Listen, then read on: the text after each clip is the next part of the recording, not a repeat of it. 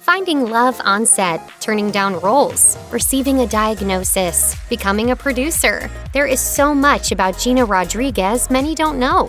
Keep watching to find out all the details. Gina Rodriguez is the youngest of 3 daughters born to Puerto Rican parents. The family lived in a basement apartment in Chicago where the sisters wrapped themselves in sheets when they went to bed at night in order to keep rodents away. While the girls slept, their father Gino would whisper in their ears, "I can and I will." This mantra paid off, as all 3 girls would go on to become successful women. Gina's oldest sister, Evelise, earned an MBA from Harvard Business School and became a partner in a private credit and equity fund. Meanwhile, middle sister Rebecca is a medical director. As Gina told Time magazine in 2015, "We lived the idea of the American dream."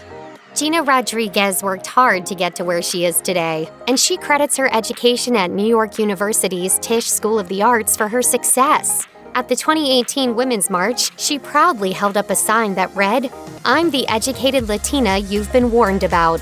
Although Rodriguez's parents didn't go to college, they valued education and made it a priority for their children. Gina's oldest sister, Evelise, was the first in the family to attend college, and she helped her younger sister pay for NYU. Alas, her tuition wasn't quite paid in full, and it took her a while to pay it off. She graduated in 2006, but it wasn't until 2016 that her debt was fully squared away. I would never change it for the world, but yes, it took me way too long.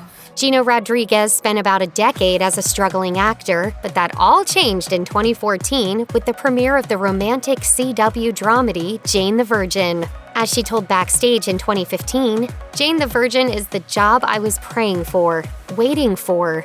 The show's creator, Jenny Snyder-Ehrman, talked with the TV Addict about the audition process. As she revealed, "I knew automatically. Gina was the 3rd person who came in, and she really just gave the performance in the audition that she does in the pilot. There was nothing to change. It was amazing."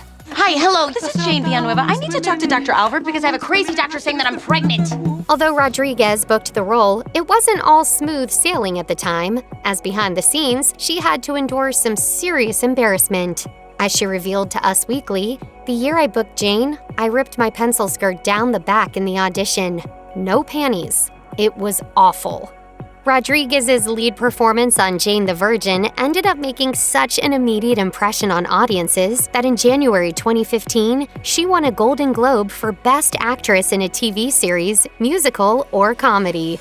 She beat out such notable names as Julia Louis-Dreyfus, Edie Falco, Lena Dunham, and Taylor Schilling. Rodriguez was praised for her speech at the ceremony, which made headlines for its inspirational message.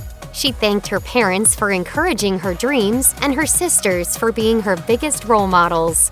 She also declared, "This award is so much more than myself. It represents a culture that wants to see themselves as heroes."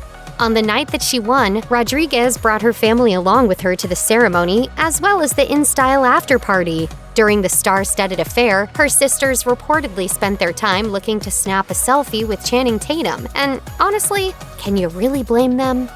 In addition to catapulting her career, Jane the Virgin also transformed Gina Rodriguez's personal life. In particular, it was how she met her husband, Joe LoCicero. As fate would have it, in 2016, LoCicero guest starred on the series, playing a stripper who, due to a bit of a mix-up, showed up at Jane's class instead of her bachelorette party. In addition to catching the eye of his future bride, LoCicero must have charmed production as well, as he went on to appear in 4 more episodes of the show as various characters. In a 2018 interview with AP News, Rodriguez gushed about her partner in crime.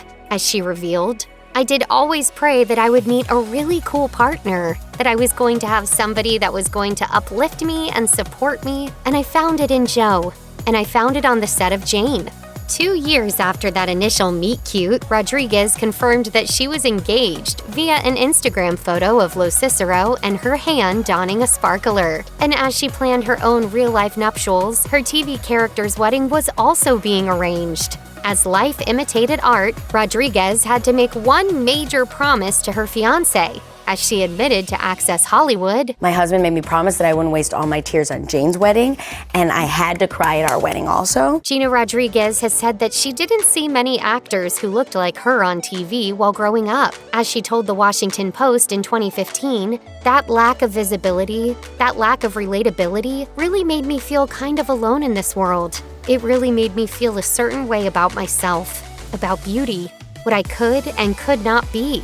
But there was one star who made such a big impression on Rodriguez that it changed the course of her life. When Vogue asked her in a 2017 video when she was confident that she wanted to become an actor, she responded, When I saw America Ferrera in Real Women Have Curves.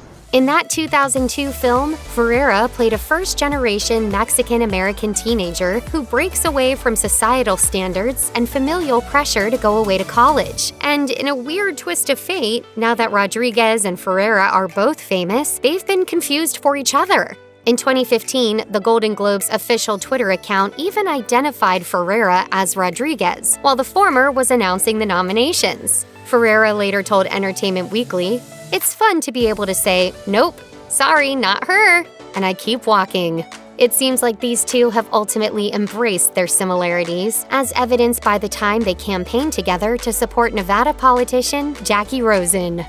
Although Gina Rodriguez has worked hard to make a name for herself in Hollywood, that doesn't mean she would just accept any old role that came her way. Case in point, the time when she was offered a lead part in Devious Maids, a comedy drama about Latina housemaids working for wealthy families in Beverly Hills. But she turned it down because it didn't align with what she wanted her acting journey to look like, as she didn't want to feed into a stereotype. As she explained to the Sydney Morning Herald in 2014, "I wasn't going to let my introduction to the world be one of a story that I think has been told many times. I wanted it to be a story that was going to liberate young girls and say, we're there too. We're the doctors, the teachers, the writer, the lawyers, and I can do that too." As the saying goes, the best things in life are worth waiting for. And it's a good thing that Rodriguez held out for a part that truly spoke to her purpose. Because if she had taken the Devious Maids gig, she likely would have never found Jane the Virgin, which premiered only 1 year later. Way before she was dazzling us on our TV screens, Gina Rodriguez was cutting up the dance floor. She began salsa dancing professionally way back when she was just 7 years old and continued for 10 years. As she revealed to the Chicago Tribune in 2018, "I danced in Humboldt Park and danced in every Puerto Rican parade." Rodriguez was later able to put her dance skills to good use on Jane the Virgin. Dancing with the Stars veteran Derek Huff once guest starred on the show and then posted a clip on Facebook of the two of them salsa dancing on set. And let's just say, they both knew what they were doing.